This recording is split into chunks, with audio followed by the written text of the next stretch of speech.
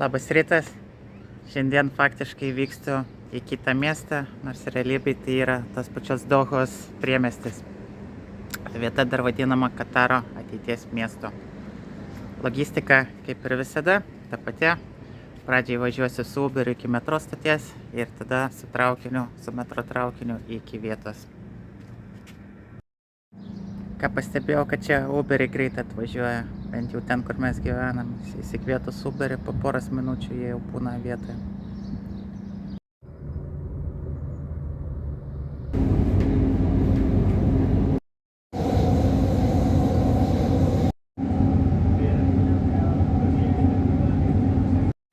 Atvykome į Lusail miestą, paskutinę raudonos metro linijos stotelę. Ir išėjus iškart mus pasitinka stadionas. Ir ne šiaip sau stadionas. Įspūdingas naujas futbolo stadionas, pastatytas tik tai 2021 metais, ruošiantis pasaulio futbolo čempionatui.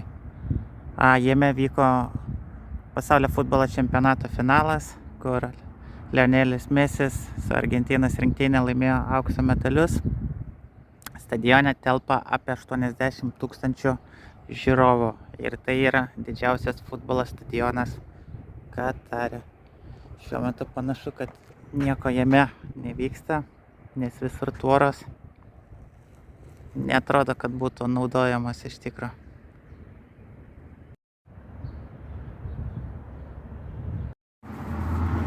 Lusailis vis dar aktyviai statosi. Važiuojant metro matėsi dar daug statomų pastatų, kranai stovi. Dar nėra iki galo pabaigtas. Nors ir šiuo metu jau apstu yra dangoraižių, verslo centrų, prabangių viešbučių, prekybos centrų, jau minėtas stadionas.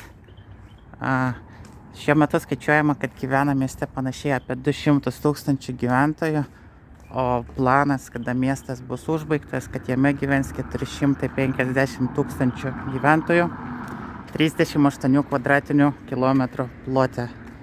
Tai žodžiu, panašiam plote kaip Alytus žada sutalpinti 450 000 gyventojų. Va, kur kranų karalystė. Šiaip vaikštant po Lusailį dar jaučiasi, kad gyvybės mažoka. Kur tie 200 000 gyventojų, nežinau, kur jie yra, ką jie veikia, bet gatvės pustuštės.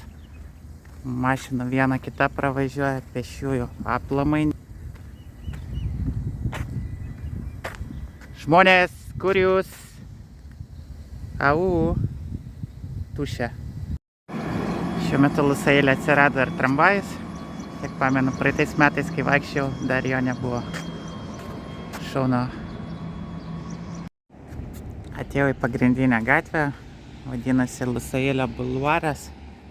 Ir tolumoje matote dangoraižius, kurie vadinasi Lusail Towers. Visi tie 4 dangoraižiai tiesiog turi savo numeriuką. Tai tie aukštesni 3 ir 4 yra beje aukščiausi pastatai visam Katare. Jų aukštis 301 metras. Kažkada, manau, čia bus smagi vieta ateit, papramogaut, pasilinksmint. Dabar dar visgi labai tuščia. Galima dar vieną kitą žmogų sutikti, ne taip kaip prie stadiono, bet labai kol kas dar niko. Beje, internete rašo, kad šita gatvė buvo projektuojama pagal Eliziejaus laukus Paryžiui. Įdomu bus pamatyti rezultatą, kai viskas bus jau įrengta, paruošta ir gyvenama. Tuštuma, nedirba dovanos ir suvenyrai. Kas dirba, tai McDonald's. Bet ir tai bent jau laukia tik tai vienas žmogus sėdi valgo. Atkeliavo maistas, vištienos su ryžiais ir amerikano kava.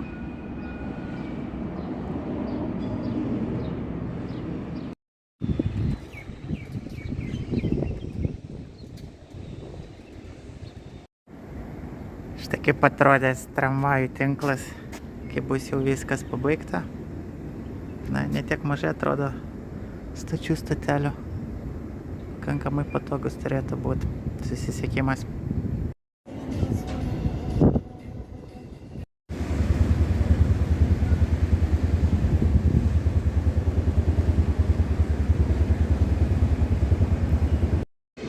Vau, čia jau žymiai judresnė gatvė.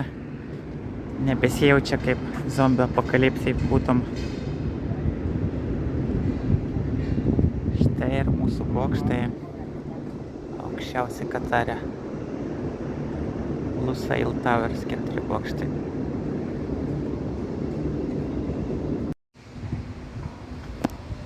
Čia kažkoks ryklys kabo. Žodžiu, vaikštant jaučiasi, kad galima sakyti, statybų aikšteliai vaikštai. Statybininkai, statybų garsai, visokie kraštai, plaktukai.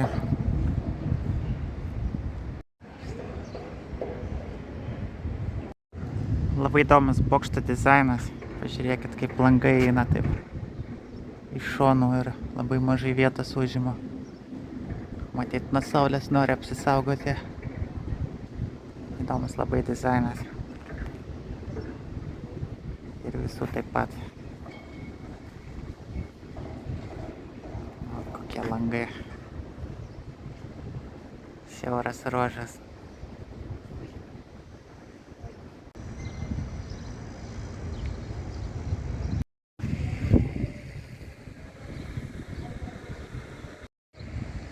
Gražiai viskas atrodo, sutvarkyta, nauja.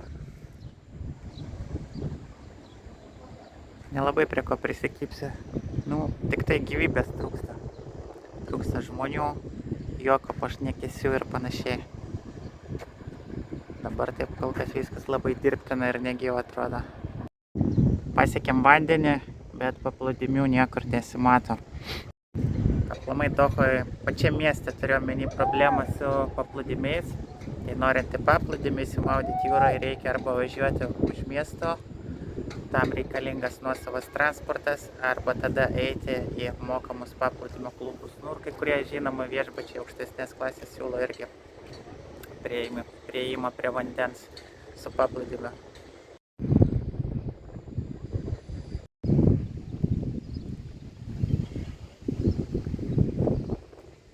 Ir vaiduokliai mėgsta arbatą, ne tik aš. Dar vienas įdomios architektūros pastatas.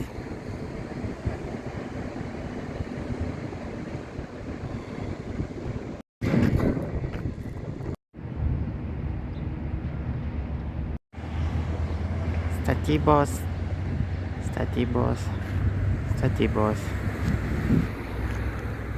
Toj pusėje čia dabar nesimato irgi statybos. Ir štai čia mes atėjome į parką. Turbūt pagrindinis parkas Lusailė. Bent jau pagal žemėlapius pats didžiausias atrodo. Einam pažiūrėsim. Ką, iš parko kaip ir buvo galima tikėtis. Žmonių nėra, žydi gėlės, daug sėdimų vietų. Gražu, tvarkinga ir negyva. Einam į labirintą, tikėkimės nepasiklysim. Wow. Vaikam visai smagu turėtų būti. Ieškosim išėjimo. Vaikam čia iš tikrųjų turėtų būti visai smagu. Štai kokią čiuožyklą. Norėčiau ir aš tokią turėti savo vaikystėje. Dar vieną. Ten toks užlipimas irgi įdomus. Tinklų. Visai taip ekstremaliai atrodo. Kažkokia piratų tematika. Šiaip visai cool atrodo. Didžiulis ponas krabas. Vaikų žaidimo aikštelėje.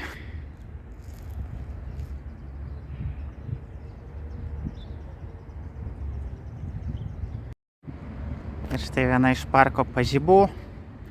Vietinė Triumfo arka. Šalia yra mano mėgstama arbatinė Tea Time. Pats laikas sustot puodelio arbatos. Arbatinė šiandien kažkodėl nedirba. Matyt, jau pradeda ruoštis Ramadanui, o čia jų terasa. Kaip gaila. Būtų smagu išgerti arbatą su gražiu vaizdu į arką.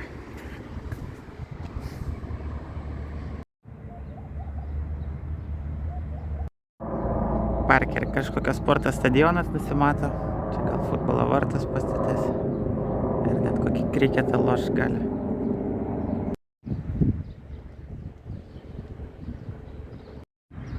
Yra ir krepšinio aikštelė, bet dabar kovo pradžia ir tai, sakyčiau, būtų karšta ilgą laiką pažaisti. Tai ką kalbėti apie vasaros mėnesius. Gerai, kad yra, bet porą mėnesių per metus tik tai galima normaliai išnaudoti, sakyčiau. Čia, kaip suprantu, kilimukai, kas nori pasimelsti tiesiog gatvėje.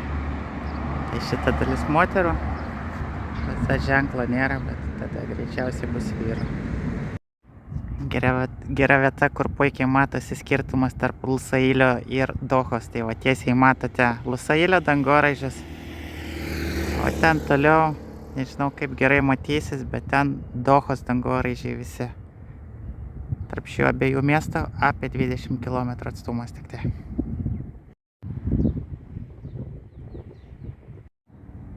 Iki sekančio tikslo važiuosiu tramvajum, einame į stotį.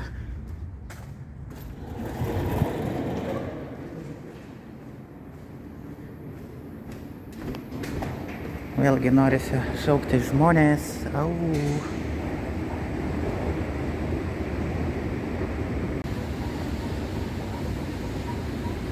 Please allow customers of Lufthansa before boarding.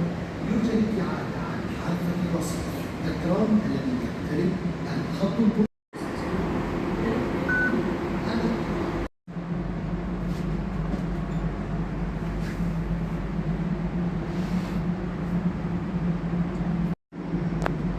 Smagu, kad yra, kur galima pasikrauti elektroniką.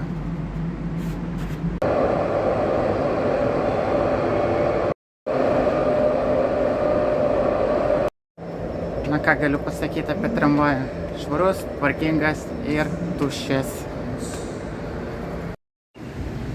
Esu vietoje, kuri vadinasi Marina Futerija. Vieta, kur daug skirtingų maitinimo įstaigų. Kas užkandinės greitą maistą daugumoj.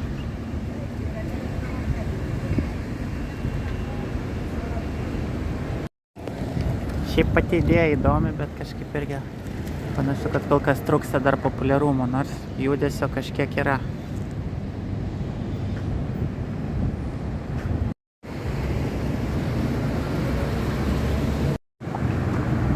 Einam pažiūrėti šitą gražaus pastato. Man asmeniškai sakyčiau vienas iš gražiausių tokių pastatų Dohoje. Maitinimo vietų čia labai daug. Sakyčiau, kokių tarp 50 ir netgi iki 100. Labai sunku suskaičiuoti. Ir daugelis iš jų tiesiog iš jūrinių konteinerių padarytas būdelės. Kime puduką arbatos už gražų vaizdą.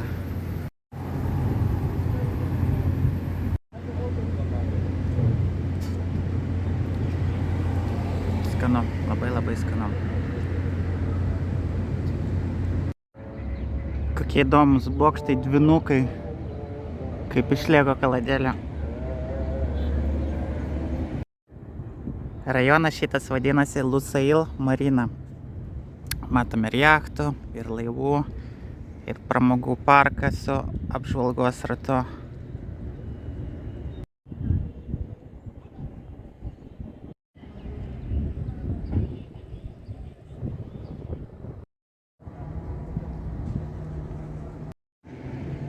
Prieplauka lygiai taip pat kaip ir pastatas už mano nugaros, pusmėnulio formos. Kaip ir pastatas.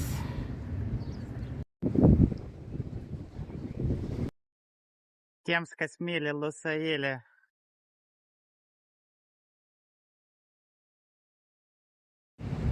Kam įdomu dėl Katara Towers, tai aukštis jau yra 211 metrų, 40 aukštų pastatai, juose yra 2 viešbučiai.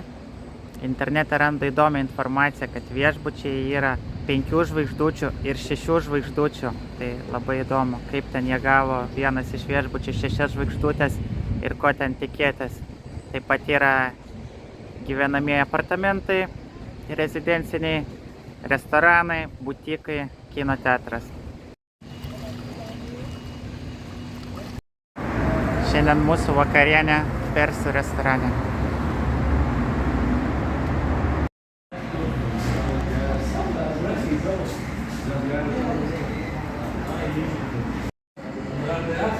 Taigi turime 3 skirtingus iešmus mėsų. Čia avieną ir vištieną. Turim humusą. Turim garštę su citrina. Enjoy! Labai skaniai pavalgėm.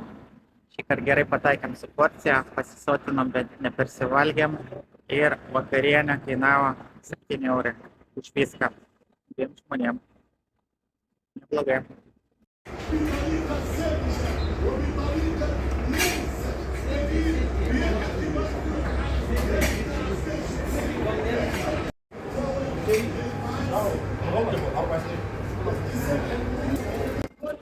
Po geros vakarienės galima parūkyti kaljaną.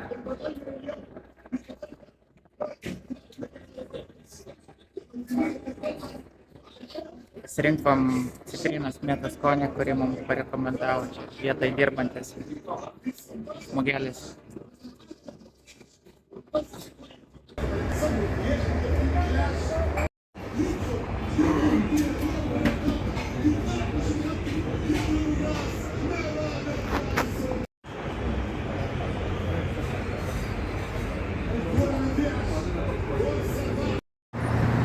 Parūkėm šišą, kainavo 24 vietinius pinigus arba 6 eurus. Einam laimingi namų link. Dykumos dykumom, bet ir Katare lyja.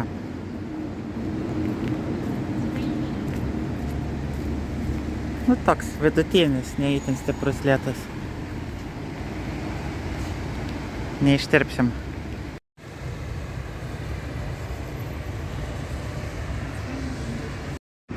Norisi kažko saldaus, eisim paragauti desertą.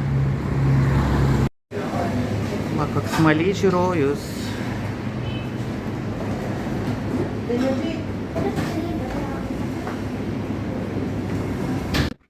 Čia labiau tradiciniai desertai. Baklava, pistacijų baklava. Turime turkišką arbatą, Turkijos mylėtam puikiai pažįstamas gėrimas.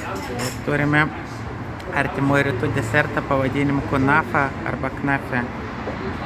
Tai yra tešlos desertas su cukraus sirupu, sūriu ir pistacijomis apibertas. Ir reikia valgyti šiltą, nes tokiu būdu tada dar sūris būna tinkamas valgyti. Kadangi daug atvykėlių iš pietų Azijos šalių, tai čia populiarus kriketas.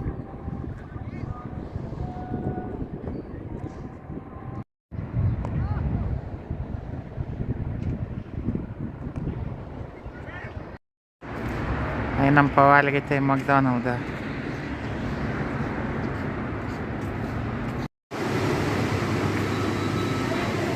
Taigi, kuo meniu skiriasi nuo lietuviško, tai žinoma, nerasit kiaulienos kaip musulmoniškam krašte, bet ką aš dažnai čia imu, tai yra vištiena su ryžiais, ko pas mus nėra.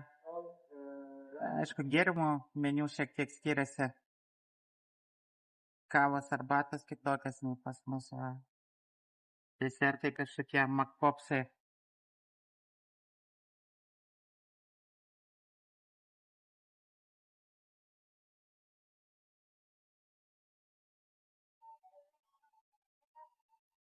Karakčia yra. Arbata, žalia arbata, ispaniška latė. Desertai kitokie.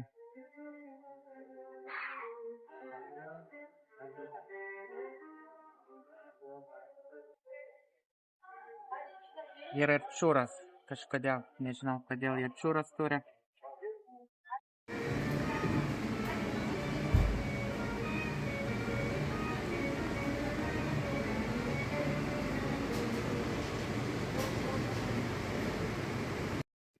Kas būsite Katare ir eisite į McDonald'ą, tai rekomenduočiau pasirūpinti programėlę, app su McDonald'ą, kur galima rasti gerų pasiūlymų, kažką gauti nemokamai, bet to kaupėsi taškai, kuriuos galima iškeisti irgi po to į maistą. Tikrai apsimoka turėti ją. Tarkim, nemokama kava arbata, jeigu užsakymas didesnis nei 6 realai, kas yra tiesiog 1,5 euro, tai realiai bet kas gautumėt nemokamai arbatą arba kavą. Kažką užsisakė.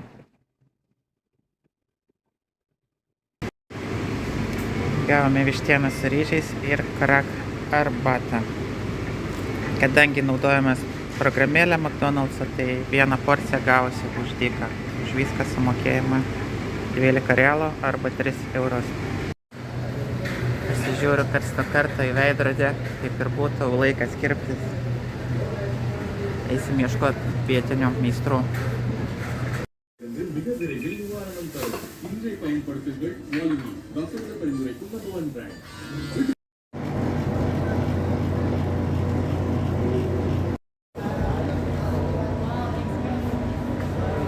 Apkirpo broliai iš Šri Lankos, sumokėjau 4 eurus. Gyvenime jau nebe pirmą kartą kirpuosi pas šrilankiečius, teko ir Malaizijai pas juos kirptis ir galiu pasakyti, kad kokybė lieku patenkintas.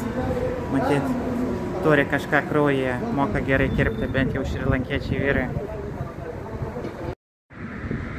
Sveiki visi, pietų metas einu nusipirkti maisto. Prieš porą dienų prasidėjo Ramadanas, todėl dabar jau negaliu tiesiog nueiti į kavinę ir pavalgyti. Galima valgyti tik tai namuose. Tai trumpai, kas tas Ramadanas ir kuo tas laikotarpis skiriasi nuo kitų įprastų mėnesių. Tai Ramadanas yra šventas musulmonų mėnuo metuose, kada, taip vadinama, skiriamas laikas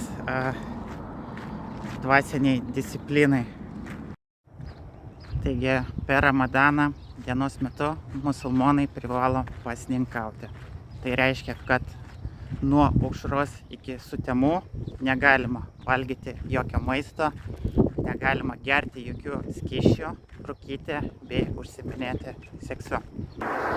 Todėl, kiek žinau, didžioji dalis musulmonų keliasi anksti ryte, prieš patekant saulei, sočiai pavalgo, išgeria pakankamą kiekį vandens, nes po to dienos metu nieko nebebus galima. Ir tada vakare, prieš saulei leidžiantis, nuskamba malda iš mečečių. Tai reiškia, kad jau vėl galima valgyti, gerti ir visi tie kiti papildomi dalykai. Tai Ramadano metu kiekvienas vakaras virsta savotišką tokią šventę, kada daug žmonių galima pamatyti tiesiog parkuose, valgant, darant tokius savotiškus piknikus, kavinėse, restoranuose, šiaip gatvėse tada žmonių padaugėja. O dienos metu taip pakankamai tuščia būna. Pasibaigus Ramadano mėnesį būna šventinės nedarbo dienos, paprastai tai trunka 3-4 dienas. Visi tada švenčia Ramadano pabaigą.